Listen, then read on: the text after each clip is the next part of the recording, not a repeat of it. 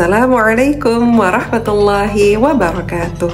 Alhamdulillahilladzi arsala rasulahu bil huda wa dinil haqq liyuzhirahu 'ala dini kullih wa kafa billahi syahida. Asyhadu an la ilaha illallah wa asyhadu anna Muhammadan abduhu wa rasuluhu la nabiyya ba'dah. Alhamdulillah, puji dan syukur marilah kita panjatkan kepada Allah Subhanahu wa taala yang telah memberikan kita nikmat yang sangat banyak, nikmat sehat, nikmat Islam, nikmat iman, dan nikmat-nikmat yang lain yang tidak bisa kita hitung satu persatu. Salawat dan salam tak lupa kita curah limpahkan kepada Nabi besar Muhammad sallallahu alaihi wasallam. Allahumma shalli wa sallim wa barik alaihi. Yang semoga ya kita dapat tetap bersemangat gitu ya dalam menjalankan sunnah-sunnah yang diperintahkan oleh Rasulullah sallallahu alaihi wasallam. Teman-teman level 5 dan level 6, bagaimana kabarnya? Bu didoakan semoga teman-teman dan keluarga senantiasa dalam keadaan yang sehat, semangat dan juga tetap ceria walaupun kita masih berkegiatan di rumah. Alhamdulillah, hari ini kita beberapa hari ini kita sudah memasuki bulan Zulhijjah. Bulan Zulhijjah merupakan bulan yang sangat istimewa, gitu ya. Kenapa? Karena di dalamnya ada suatu hari yang dinanti-nantikan oleh seluruh umat Islam di dunia, yaitu Hari Raya Idul Adha. Jadi selain Idul Fitri, kita juga merayakan Idul Adha. Nah, di Hari Raya Idul Adha itu ada sebuah syariat yang Allah perintahkan kepada kita, yaitu adalah berkurban. Bu yakin teman-teman level 5 dan level 6 semua sudah hafal ya surat Al-Kautsar. Yuk kita simak sama-sama surat Al-Kautsar dan juga terjemahannya. Bismillahirrahmanirrahim. Inna a'tainakal kautsar fasalli lirabbika wanhar inna syani'aka huwal abtar.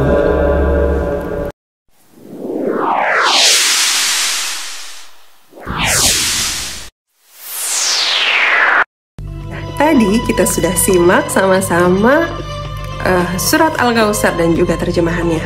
Di dalam surat Al-Kautsar disebutkan bahwa fasholli lirabbika wanhar. Di situ kita diperintahkan untuk berkurban. Tak akan membahas beberapa keutamaan dalam berkurban. Keutamaan yang pertama adalah meningkatkan keimanan dan ketakwaan. Takwa itu sendiri artinya adalah menjalankan segala perintahnya dan menjauhi segala larangannya.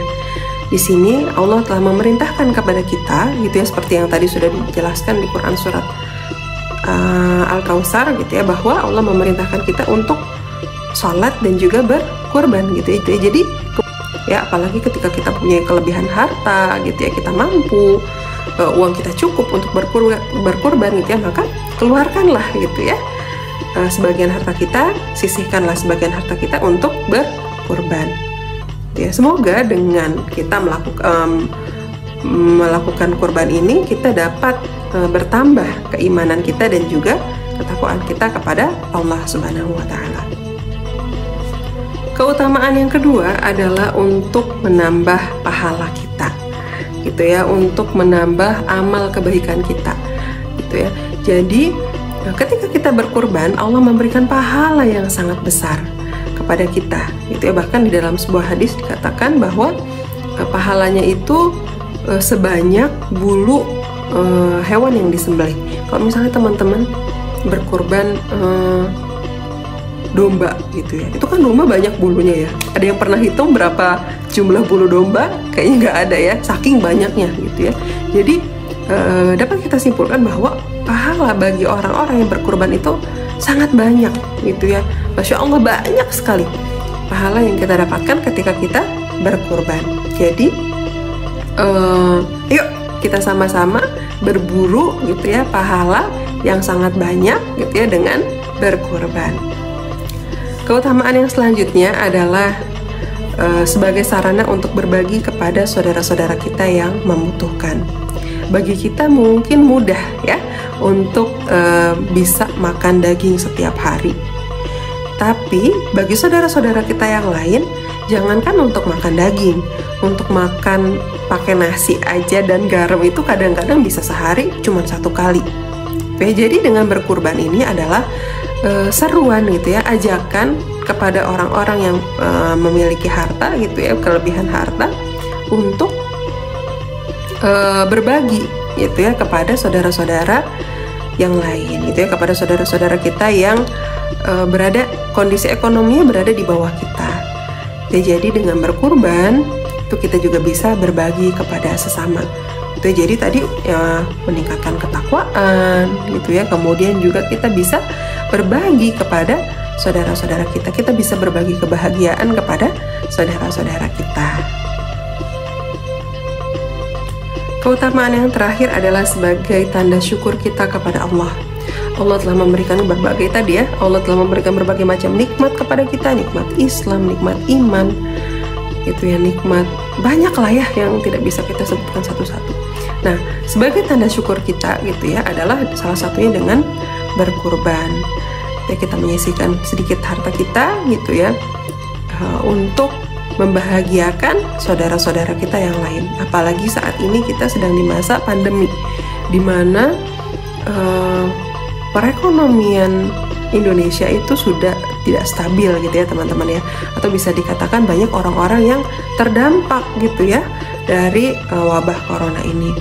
Jadi semakin banyak orang-orang yang kehilangan pekerjaan, orang-orang yang membutuhkan bantuan gitu. Jadi dengan berkurban gitu ya, kita juga sedikit meringankan beban mereka. Jadi dengan berkurban kita sedikit berbagi kebahagiaan bagi mereka. Jadi yuk kita sama-sama gitu ya meningkatkan ketakwaan kita, berburu pahala gitu ya, kemudian juga sebagai tanda syukur dan juga sebagai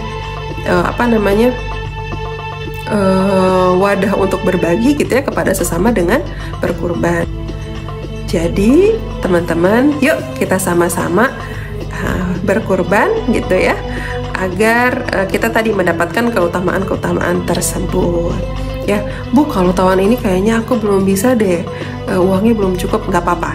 Tapi kita niatkan untuk tahun depan gitu ya, kita punya tabungan nih. Kita punya tabungan khusus untuk berkurban.